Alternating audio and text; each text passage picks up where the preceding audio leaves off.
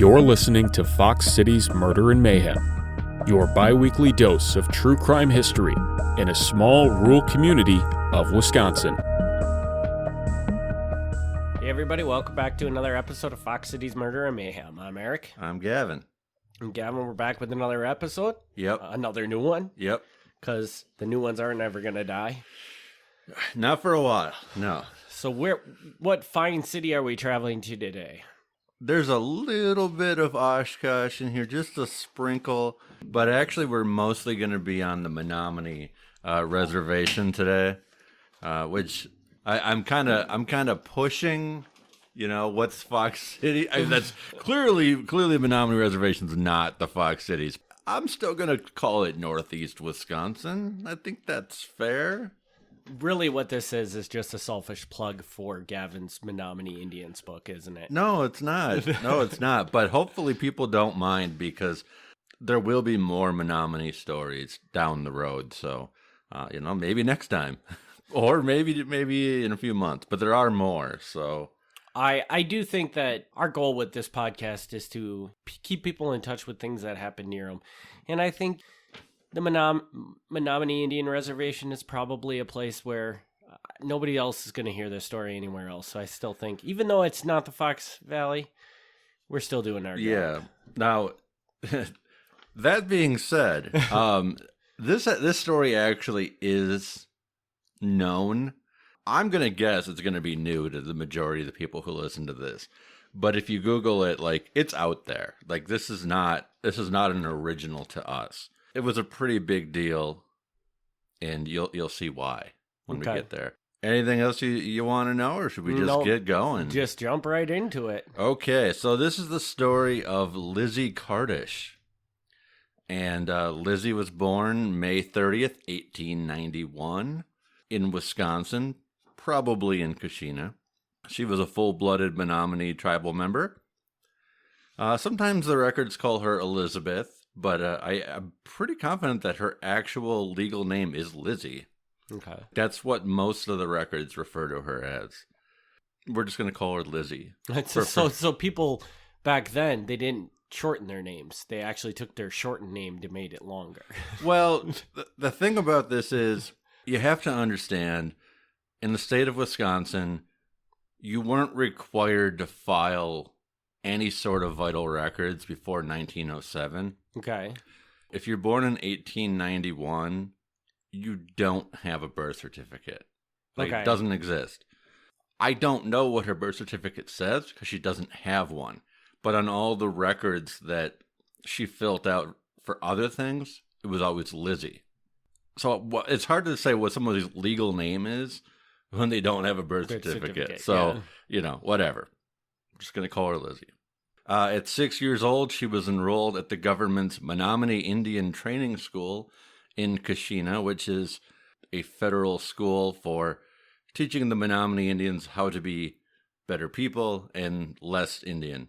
Okay, so this is similar to the thing we talked about, I think, in a Green Bay story, I think, on this podcast, where it was basically a deprogramming camp. Yes, yeah. We're not going to get into that a whole lot, but yes, the same concept. Mm-hmm. She had been there for a few years. She enrolled at age 6, and then by the time she reached age 13, or 6th grade, on January 15th, 1905, in the middle of the day, she set fire to both the boys' and girls' dormitory of the Indian Training School. The damage was estimated at $50,000, not adjusted for inflation. Yeah, I was just going to say that, which was probably a huge sum of money back then. Yeah. Nobody was injured in the fire, but the building was completely destroyed. Her motives for starting the fire were different depending on which version you read. One was she didn't want to attend school anymore. Another one was that she wanted to be transferred to a different school, but the head of the school wouldn't let her transfer. Slightly different versions, but either way, unhappy with the school and burns it down.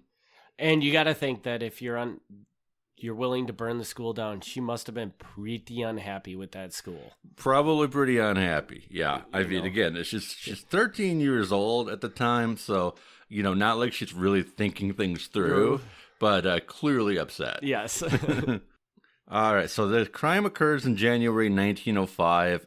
It doesn't get to trial until 1906. I'm not entirely clear why it took so long. It doesn't seem like she's in jail during this time. So I don't know if it took that long for them to catch her, like figure out who did it, or what the discrepancy is of why it took a while, but whatever.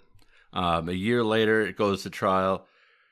Her defense attorney argues that they should release her and turn her over to the Menominee tribe for punishment, saying, she shouldn't be subject to American laws.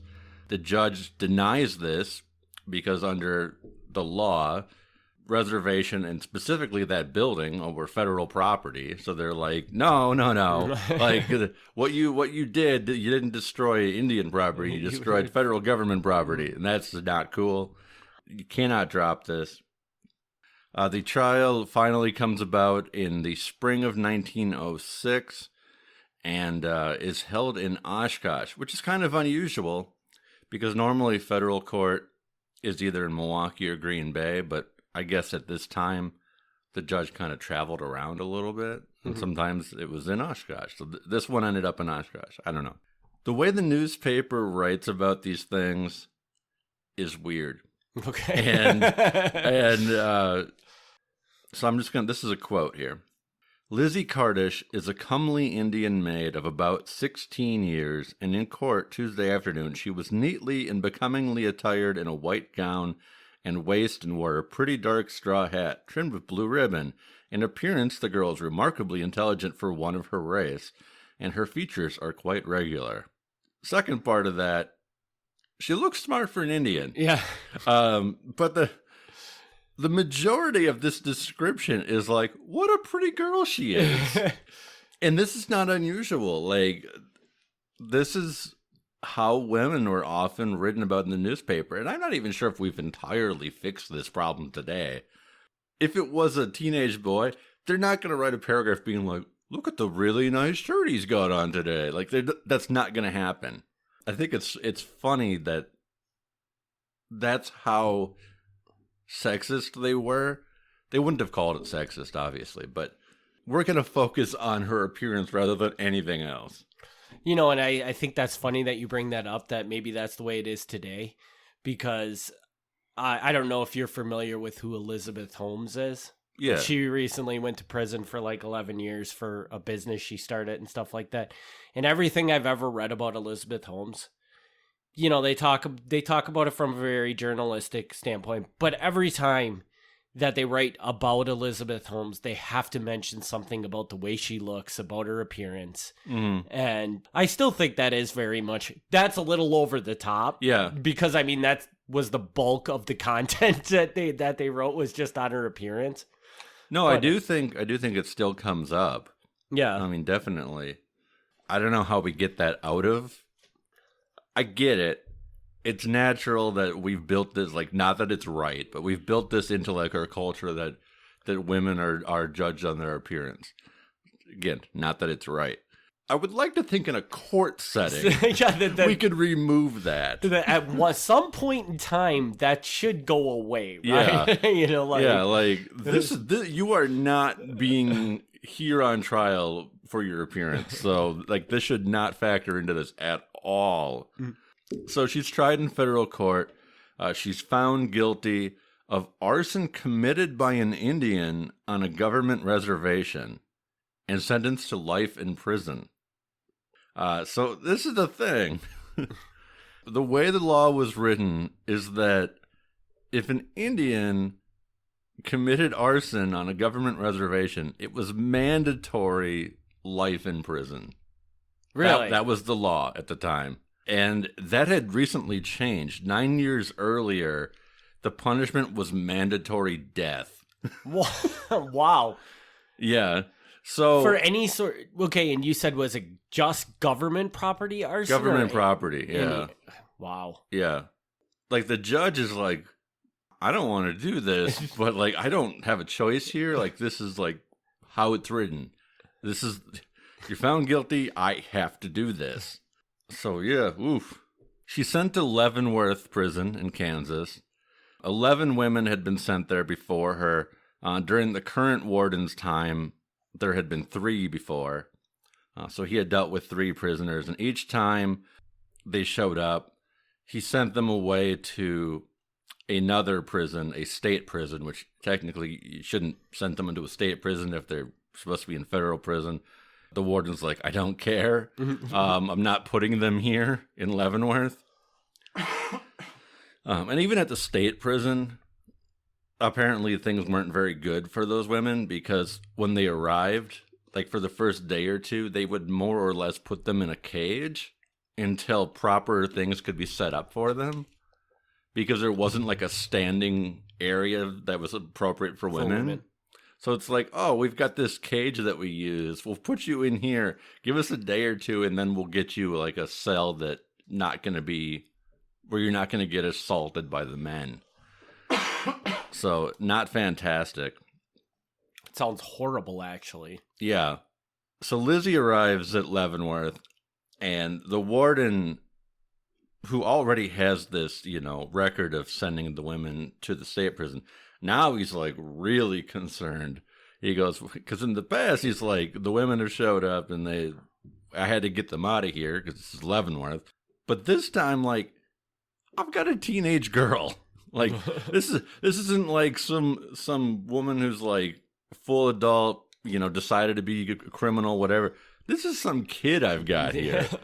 And I'm not going to have her spend life in prison being the only girl or woman in Leavenworth prison. Like, that's worse than just getting life in prison. Like, I'm trying to be as polite as I can here, but bad things are going to happen to her. Again, a similar thing happens. Her mugshot is taken, her fingerprints are taken, but she's sent to the state prison as soon as possible, like within a day.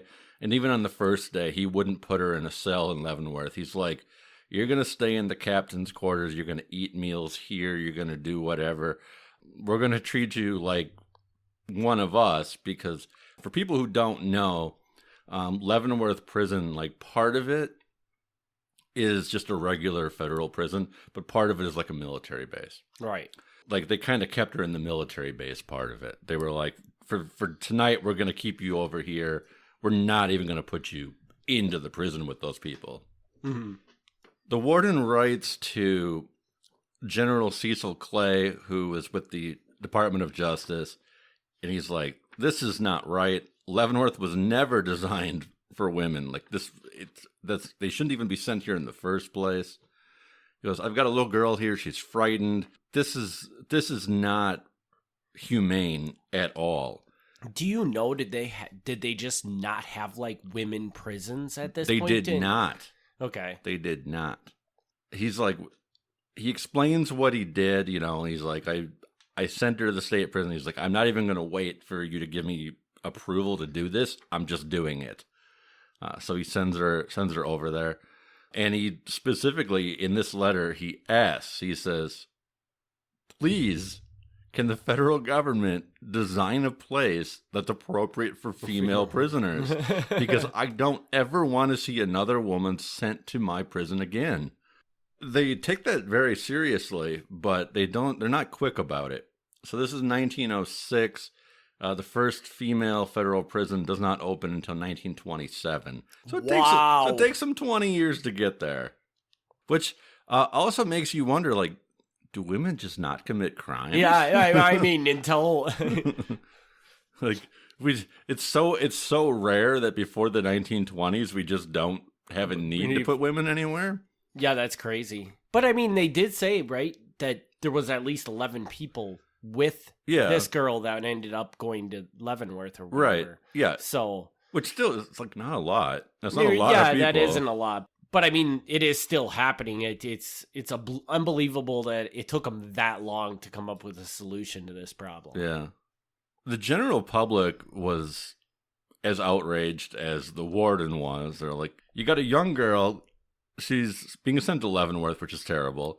She's getting life in prison for a crime, which it's a serious crime, but nobody was even injured. Yeah. Like, what is going on here?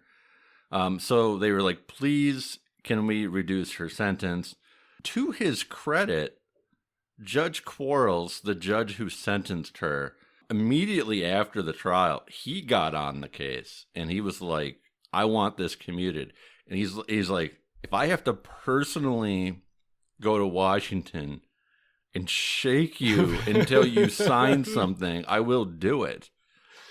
Because he's like, I sentenced her to life in prison because I had to, required by law. But I don't want to go down as the judge who condemned this girl to life in prison.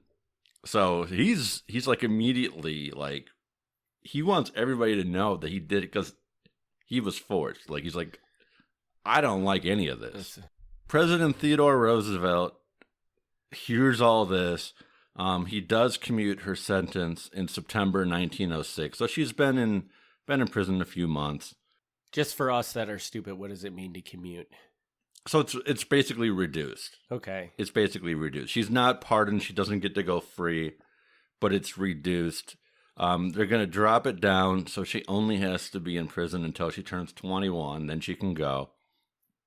And he's going to allow her to be transferred from a federal prison to a state training school for girls, which is more appropriate for people like in their teenage years in Illinois. Not in the super hardened criminal prison, not in the federal system, in the nice teenage girl prison in Illinois, which is much closer to home than Kansas. Mm-hmm. When word is received, she's brought from the Kansas State Penitentiary to Leavenworth, then picked up in Leavenworth and brought to Illinois. They refused to pick her up at the state prison. They said, we have to pick her up at Leavenworth because officially we're going to deny that she was ever in the state prison. We all know this now. At the time, they were like, as a federal prisoner, like, we shouldn't be putting people in the state prison. So they're like, we're just going to say you always had her. So the marshal arrives, transfers her over. Following President Roosevelt, the next president is President Taft. He takes an extra step and he says, I'm not even going to wait till she's 21. He's like, I'm going to reduce this, drop it down even more. You're out when you're 19. She goes into prison in 1906. She's out in 1910. Okay. So she ultimately ends up getting, maybe about 3.5 years. That's a little more reasonable. Yeah. Yeah. I'm trying to kind of come to the conclusion. You burn a building down. Is that's pretty light, right? Like if I went and burned down a building today, nobody died, I'd probably get a lot more than that. You'd probably get a lot more than that, but the thing to keep in mind at all times here is when she did it, she's 13. Yeah, she's 13, and they don't have any sort of system set up for somebody at that age to be in a prison or anything like that. Really. Yeah, if she's an adult and she's burning down things, I don't think people would have been quite as passionate about getting her out of there. You can't judge a 13-year-old girl the same way you judge an 18 or 19. Yeah, or 30. Yeah, you can't. I mean, obviously, and sometimes you do. Sometimes you waive people in adult court or whatever. It happens. There's a reason that we treat kids different. They don't have the same comprehension. So you can't blame them and punish them the same. Right. Yeah, so people are aware of this. They're like, yeah, this is a kid. Yeah. This is not okay. Once she's released, she signs up to enter Carlisle School in Pennsylvania. This is the school from that previous episode that you were referring to before. Okay. At 19 years old, she signs up for a 5-year term. 2 witnesses beyond family were required to get her in. Her papers were signed by one signature that I couldn't read. The other signature was signed by Reginald Oshkosh, the grandson of Chief Oshkosh. Nice. Yeah. Little flashback to episode 2, I believe. Yeah. There's another Oshkosh story coming up on this podcast too. Yeah, we're gonna start making some connections here. She passed a physical exam, and I don't know what it takes to get a physical exam to get into this school. the school paperwork is like available online. You can look at this. And like one of the things is to get in, she had to have normal menstruation. And I don't know if they just take her word for that. I don't know. Or they're like watching it or what. I don't know, but a very weirdly specific thing that the doctor had to take note of. She enters the school in September 1910. A couple of months later in December, she left the school at her mother's request, and then she was supposed to come back, but she never did. So she didn't serve for 5 years in the school there. She served maybe 3.5. So very brief time in Carlisle. As soon as she gets out of there, she ends up getting married. She has a son. She works part-time as a maid, which I'm not exactly sure what that means, but probably just helping tidy up other people's houses or something. Mm-hmm. Her first husband dies. She gets married a second time to John Fox, who makes wagons. He's a wagon maker. And then, 1926, Lizzy dies at age only 34. Oh. Yeah. I don't know of what. Didn't make it very long. And this is, unfortunately, all too common in the Menominee, or even really many of the tribes, is just short lifespans are not rare for various reasons. Even among her own family, she had several brothers and sisters, but by the time that she was like a teenager, half of them had died. Some of them from tuberculosis and whatever else. And I don't know specifically why this is, like if the medical treatment is not as good on the reservation or what. Definitely the life expectancy is significantly lower on the reservation. It's improved, but unfortunately even today it's not still fantastic. Really? Yeah. That's crazy. Yeah. Yeah, native health is not great. That's weird.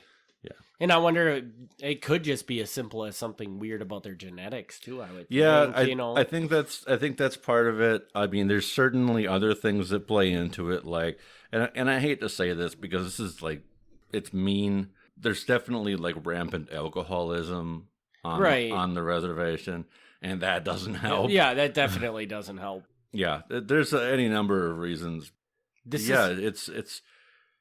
It's you'll see this if you like check it out. Like a lot of people end up getting married 3 times, and it's not because of divorce. It's because they just keep losing their spouse. House. Really? Yeah, it's really common. Wow, that is strange.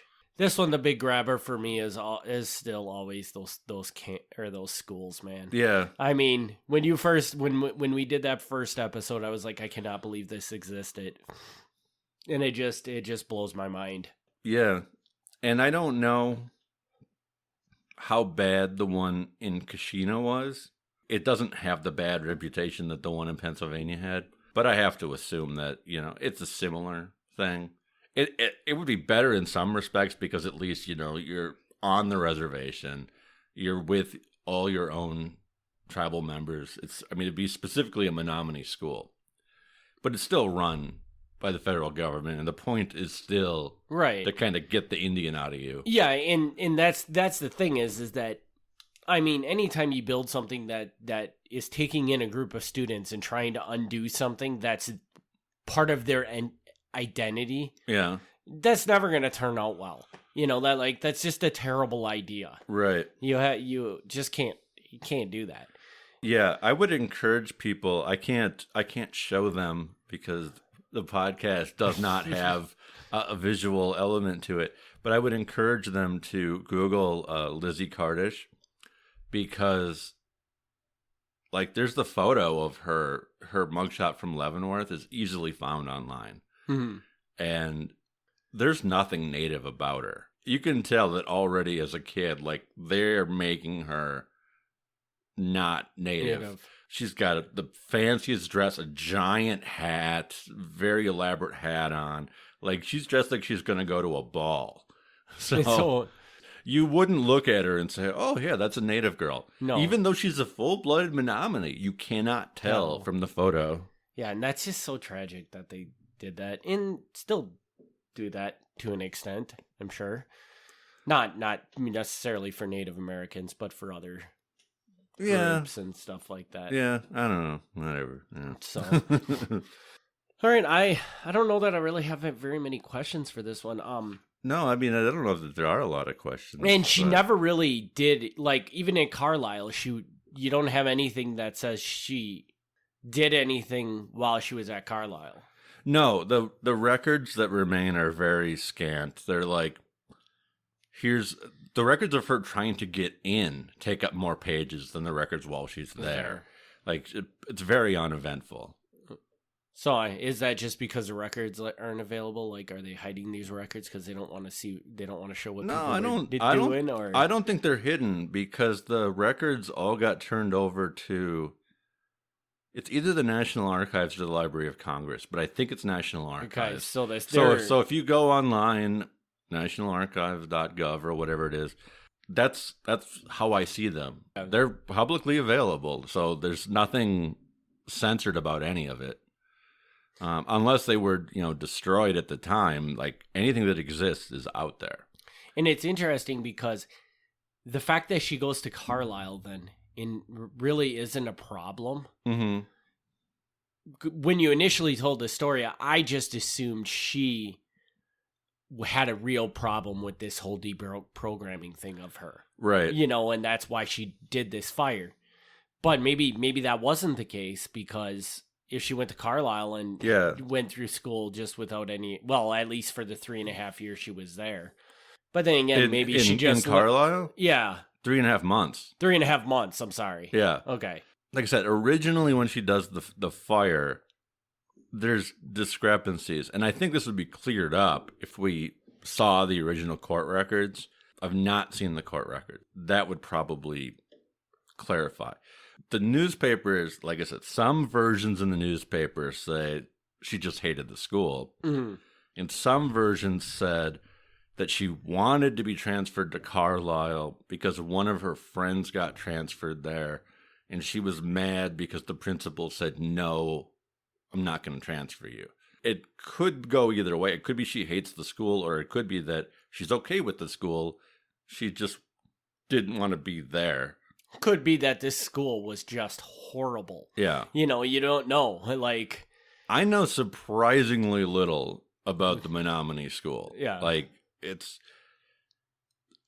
I don't know that there's a great resource out there about it. I'm sure somewhere, these records exist. It's not well publicized. Like, the Carlisle school is famous. But the individual ones that the different tribes had, I don't think people really know about them.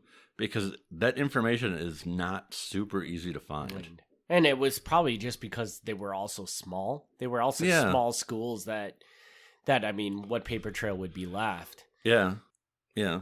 I'm not gonna get on a tangent here. So this is not gonna happen. But just in general, the more I learn about tribal histories, whether it's Menominee or the Oneida or whoever, Stockbridge, whoever, I am constantly surprised how very little of it we know. Yeah. You really gotta dig to find it. Yeah. Because it's just kind of one of those things. Well, and don't you think that because in a way, that whole thing is kind of a dark spot in our history. Mm-hmm. And we just kind of want to oh, no, you don't need to know about any of that stuff because, Well, yeah, no, that's totally true. Yeah. It's just weird, though. It's weird that, for a very long time, apparently, we were just oh, yeah, that's the Indians. That's what happens. And so we, the white people, are we're not going to think about that, that's not. And it's so weird because it's not like we're here in Wisconsin and they're out in Oklahoma. They're in Green Bay. They're living in right among Shawano. us. Yeah. They're part of the community. They're within a half hour away from your house at any time. So it's not this foreign thing that's happening. It just didn't get the attention, and it still, I don't think, has gotten the attention. Well, I'm just really, really glad that she didn't end up spending life in prison for that. No, it turns out that apparently nothing bad happened to her in prison, or at least nothing super bad. I mean, I don't know that being in prison is all that fun at all, but... But I mean, at least she got out and, well, had a short life, but at least she got to live a life. And I give that warden a lot of credit because it sounds like, I did a little bit of looking into him, and apparently, like, this is how he was. He was the kind of warden who wasn't like, I run a prison and I'm going to be strict. I'm going to just beat the heck out of everybody. He wasn't that kind of warden. He was like actually concerned about the well-being and the rehabilitation of his prisoners. He was genuinely concerned about people going to prison to improve themselves instead of just... And on the flip side of that, too, the judge as well. As well. Yeah, because the judge immediately went out and was like, this is not right. We need to change this. So, which that judge could have just said, well, that was the law, and I'm going to go home and smoke my stogie or whatever and forget about it. So, good job. I give them credit. I mean, it's an extreme case because it's a teen girl, but But even so, I'm glad that they were aware of like this not being good and were so vocal about it. Exactly, because it could have if they hadn't probably been that vocal, it probably just would have gotten brushed under the rug, and she would have spent the rest of her life in jail, having God only knows what happened. Happened to her. Yeah, like if they would have stayed quiet, give it a few months, people would forget, and she'd just be gone. She'd be in the prison system, and God, I can't even imagine a 13-year-old girl running around a prison. I can see a lot of bad things happening. Yeah, so. Not great. But you never know. Yeah, you can't really predict anything. So who knows? Yeah, maybe it'd be a fun time. Yeah, I mean, maybe all the prisoners would like band together and defend her. Maybe. Against the because there's only going to be a couple creepy guys that are going to be doing stuff. And I don't know. Maybe the rest of the prisoners would be like, nah, kind of like how you hear when rapists go to prison. Yeah. It's really hard on them because the other prisoners just have no respect for them. That's true. You do hear that. Yeah. Anyways, we're going off on a rabbit hole here. So we're just too bad we don't have Jason here to talk about what happens in the prison system. With that, we'll wrap this episode up and we'll be back in 2 weeks with another episode. We thank everybody for tuning in.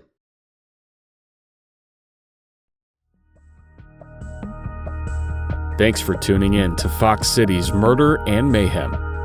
Join us in 2 weeks for another exciting episode of Murder and Mayhem.